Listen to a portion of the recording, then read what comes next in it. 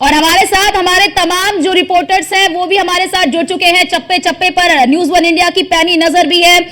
जितेंद्र गौतम हमारे साथ जुड़ चुके हैं गाजियाबाद से, माजिद जुड़ चुके हैं हमारे साथ अमरोहा से और विकास भी हमारे साथ जुड़ चुके हैं। पहले रुक कर लेती हूँ जितेंद्र का। जितेंद्र, चुनाव प्रचार थम चुका है, किस तरह का माहौल देख रहे हैं और जनता किस तरह से उत्साहित नजर आ रही है?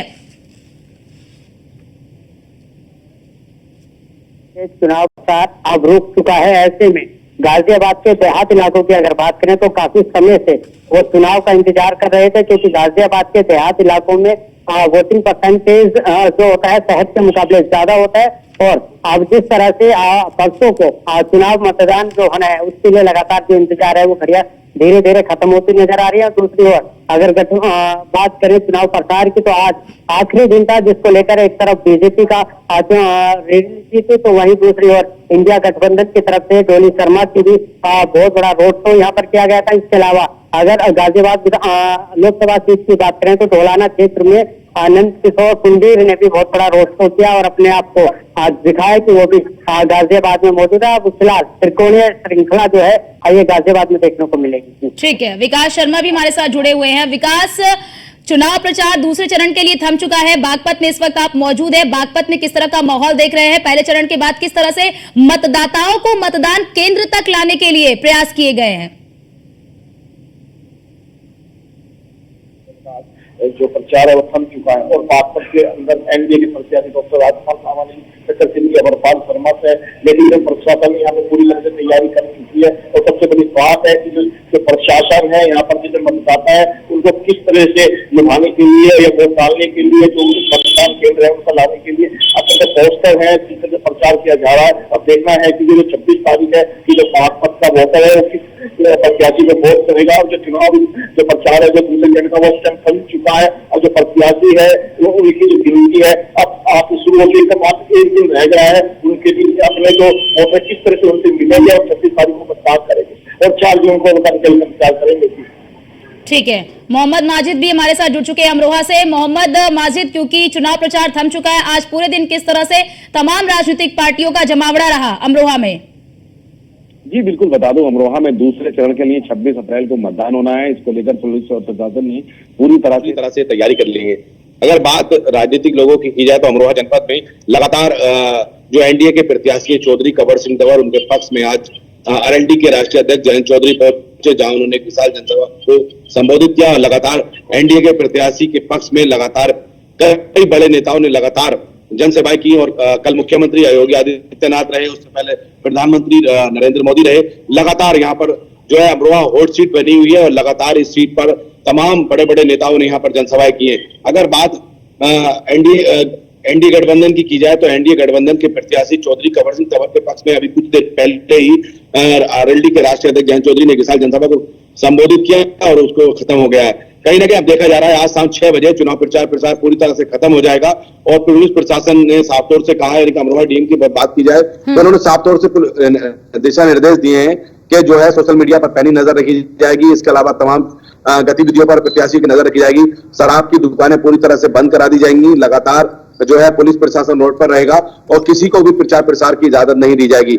और साफ तौर से कह दिया अमरोहा डीएम की अगर बात की जाए तो अमरोहा डीएम ने निष्पक्ष और शांतिपूर्ण तरीके से चुनाव प्रचार मतदान कराने के लिए पूरी तरह से कमर कस ली है, क्योंकि कल पोलिंग पार्टियां अमरोहा से अपने बूथों के लिए रवाना होंगी और 26 अप्रैल को सुबह 7 बजे से मतदान शुरू हो जाएगा।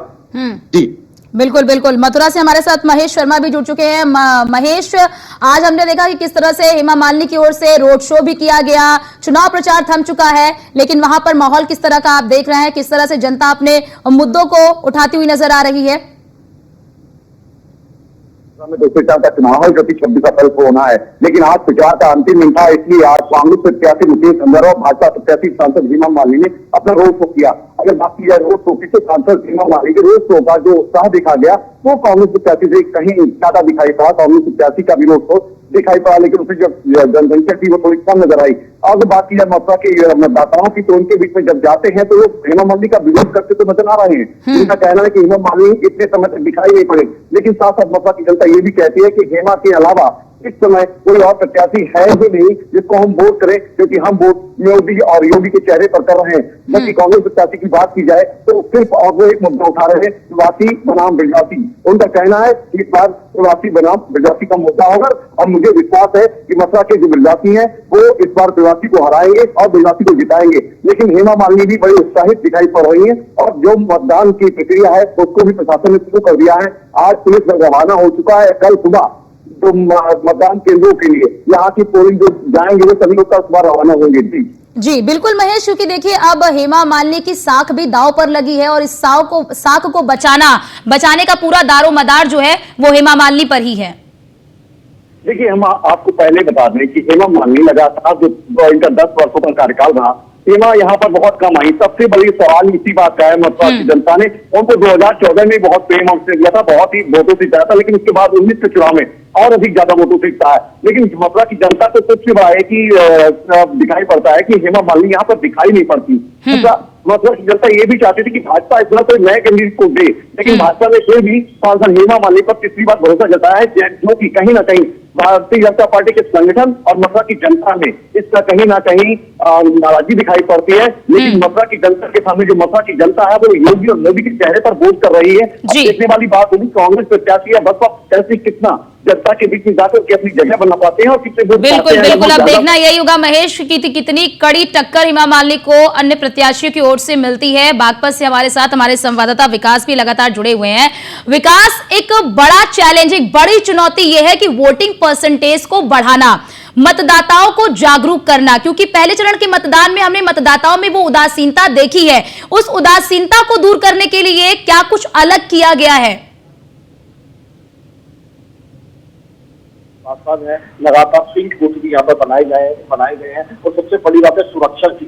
बागपत जो लोकसभा है लगातार विवादित स्थिति रही है, जहाँ पर लगातार बूथ कैसे की बात की आती रही है। लेकिन बात करें 2014 या 2019 भाजपा ने लगातार यहाँ पर कब्जा किया, लेकिन इस बार जो राष्ट्रीय लोकदल है वो भाजपा से उनका गठबंधन हुआ है और जिसके कारण भी यहाँ पर जो दूसरे जो प्रत्याशी है वहाँ बात करें इंडिया गठबंधन के, लगातार आरोप लगा रहे हैं कि कुछ बूथ ऐसे हैं जहाँ पर बूथ कैप्टन की बात भी सामने आती है। उन्होंने निर्वाचन आयोग को भी चिट्ठी लिखी है और कहा है कि इन चीजों पर प्रतिबंध लगाया जाए, लेकिन भाजपा प्रशासन पूरी तरह सख्त है। यहाँ पर पूरी तरह ठोस प्रभाव है, तो देखा जाएगा कि 26 तारीख को किस तरह से यहाँ पर चुनाव होगा। सबसे बड़ी बात है कि भाजपा के अंदर जो एनडीए के प्रत्याशी डॉक्टर राजकुमार सालवान है, उनके पक्ष से मुख्यमंत्री 3 बार यहाँ सभा कर चुके हैं। भाजपा लोकसभा चौधरी चरण सिंह जो पूर्व प्रधानमंत्री रहे हैं कि उनका गढ़ यहाँ पर माना जाता है, राष्ट्रीय लोकदल का गढ़ माना जाता है। तो पहली बार ऐसा देखने को मिल रहा है 40 साल बाद कि राष्ट्रीय लोकदल के जो परिवार है यहाँ से कोई भी चुनाव नहीं लड़ रहा है। जी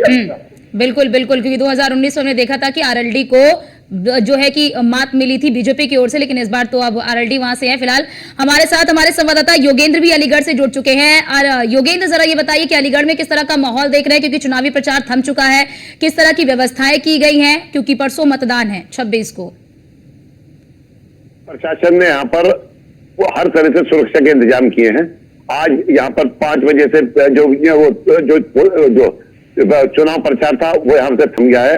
अब से लेकर अगले 3 दिन के लिए शराब की जितनी भी दुकानें मतदान के शाम के 6 बजे तक बंद कर दी गई हैं। और इसके अलावा जो भी पुलिस की पोलिंग पार्टियां हैं वो भी पूरी गश्त है। जो भी यहाँ पर जो सुरक्षा जो चेकिंग कर रही है पैसों की या शराब की, वो भी सब अपनी तरह से पूरी तरीके से मुस्तैद है। इसके अलावा जो यहाँ पर पूरी जो चुनाव को लेकर के बाहर के जिलों को भी काफी फोर्स यहाँ पर आई है, जिनकी ड्यूटी को यहाँ पर पुलिस लाइन से लगाया जा रहा है। यहाँ का जो धनीपुर मंडी है उसमें भी जितने भी पोलिंग बूथ है उन पर सब पर पार्टियां भेजी जा रही है। इसके अलावा अगर हम बात करें तो यहाँ पर जो प्रधानमंत्री पीएम मोदी की भी रैली हो चुकी है, जो उसके अलावा कल मायावती और समाजवादी का अखिलेश यादव की भी रैली हो चुकी है। और आज जो यहाँ पर खैर में जयंत चौधरी जो आरएलडी के प्रभारी है उनकी रैली हो चुकी है। तो सब यहाँ पर जितने भी चुनाव में प्रत्याशी हैं वो अपना पूरे दमखम से यहाँ चुनाव लड़ रहे हैं। यहाँ पर जो देखने में आया है कि जैसे यहाँ पर जो पिछले सांसद सतीश गौतम थे तो उनका यहाँ पर काफी विरोध था। बीजेपी ने भी उनको टिकट देने में काफी उहापोह की स्थिति रही। इसी को लेकर के जो ऐसे ही उनका टिकट घोषित हुआ, बीएसपी ने फौरन अपना एक बड़ा दाव खेला कि उसने एक पंडित को टिकट दे दिया जिसका नाम है हितेंद्र उपाध्याय। वो अपने आप में काफी मजबूत कैंडिडेट है हर तरीके से।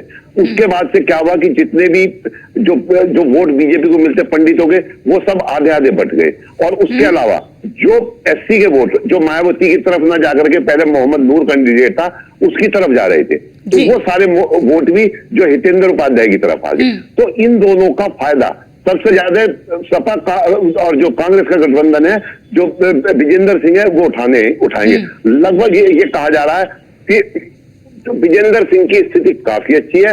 सेकंड और थर्ड नंबर के लिए जो सपा जो बीजेपी और बीएसपी में मुकाबला हुआ। जी, यानी योगेंद्र ये समझा साफ तौर पर कि यहाँ पर भी मामला जो है वो त्रिकोणीय ही है। अमरोहा से लगातार हमारे साथ हमारे संवाददाता भी जुड़े हुए हैं माजिद। माजिद जरा ये बताइए, क्योंकि पिछली बार हमने देखा था 2019 के चुनाव में यहाँ पर बसपा से जो कैंडिडेट हैं उन्होंने जीत हासिल की थी। इस बार क्या मुद्दे प्रभावी रहने वाले हैं, क्योंकि दानिश अली का बीते दिनों हमने देखा कि किस तरह से कई जगहों पर विरोध भी हुआ था, तो क्या यहाँ पर भी मुकाबला त्रिकोणीय है या द्विपक्षीय है या फिर एक तरफा है? बिल्कुल, अमरोहा की अगर बात की जाए तो 2014 में यहाँ से जो बीजेपी के सांसद हैं चौधरी कंवर सिंह तंवर, वो यहाँ से जीत के गए थे। और 2019 की अगर बात की जाए तो 2019 में समाजवादी और बसपा में गठबंधन के प्रत्याशी थे कुंवर दानिश अली, जो बसपा के खाते में ही ये सीट गई थी। और बसपा से जो प्रत्याशी थे कुंवर दानिश अली, उन्होंने जीत हासिल की थी, लेकिन उनकी गतिविधियों के चलते बसपा ने कुछ समय पहले निष्कासित कर दिया। इसके बाद वो कांग्रेस में शामिल हो गए और ये अमरोहा की सीट 1984 के बाद लगातार हारती चली आ रही है। और पहली बार ऐसा यहाँ पर देखा जा रहा है, जो समीकरण है, जो कांग्रेस के प्रत्याशी हैं कुंवर दानिश अली, उनका लगातार जनता के बीच काफी विरोध भी हुआ और पार्टी के कार्यकर्ताओं के बीच भी उनका काफी विरोध हुआ। लेकिन समय इस समय बदलता दिख रहा है, कहीं ना कहीं देखा जा रहा है कुंवर दानिश अली और जो बीजेपी के प्रत्याशी हैं चौधरी कंवर सिंह तंवर, उन दोनों के बीच मुकाबला देखा जा रहा है। बसपा प्रत्याशी की अगर बात की जाए तो यहाँ बसपा प्रत्याशी मुजाहिद चौधरी चुनाव मैदान में है। माना जा रहा है जो बसपा प्रत्याशी हैं उनको जनता बिल्कुल पूरी तरह से नकारने के मूड में है, क्योंकि उनको लगातार जनता जो है वो डमी कैंडिडेट के रूप में देख रही है। तो यहाँ साफ तौर से कहा जा सकता है जो कुंवर दानिश अली है, चुनाव में जब मैदान में आए थे, जो कांग्रेस ने उनको प्रत्याशी बनाया था, तो उनका काफी विरोध था। लगातार उनकी जनसभाओं में कई विरोध देखे गए। और हाल ही की बात की जाए तो रात में यहाँ पर जो है आम आदमी पार्टी के जो राज्यसभा सांसद है संजय सिंह, वो अमरोहा पहुंचे थे, उन्होंने एक विशाल जनसभा को संबोधित किया था। उनके कार्यक्रम में भी यहाँ पर कार्यकर्ता भिड़ गए, मारपीट हुई और जिसका वीडियो सोशल मीडिया पर वायरल हुआ, काफी फजीयत भी हुई। लगातार उनका विरोध देखा जा रहा है, लेकिन कहीं ना कहीं साफ तौर से कहा जा सकता है जो अमरोहा का जो चुनावी प्रत्याशी मैदान में है, तो तीनों लोग कहीं ना कहीं इस समय फाइट में है। क्योंकि यहाँ पर जो मतदाताओं की अगर बात की जाए तो मतदाता करीबन 17 लाख मतदाता इस सीट पर अपने मत का प्रयोग करेंगे और तकरीबन 6.5 से 7 लाख के बीच में यहाँ पर मुस्लिम मतदाता हैं। तो ये सब चुनावी आंकड़े हैं और चुनावी आंकड़ों में देखने वाली बात होगी। बिल्कुल माजिद, अब यही देखने वाली बात होगी कि आखिरकार जनता का रुख किसकी ओर होता है। फिलहाल आप सभी का बहुत बहुत शुक्रिया तमाम जानकारी हमारे दर्शकों तक पहुंचाने के लिए। तो दूसरे चरण के मतदान के लिए चुनावी शोर जो है वो थम चुका है। तमाम राजनीतिक पार्टियों की ओर से अपनी पूरी ताकत झोंक दी गई है। अब फिलहाल पता चलेगा 26 तारीख को मतदाता जो है वो निर्णायक है। मतदाता ये डिसाइड करेंगे कि आखिरकार जो गेंद है वो किसके पाले में जानी है।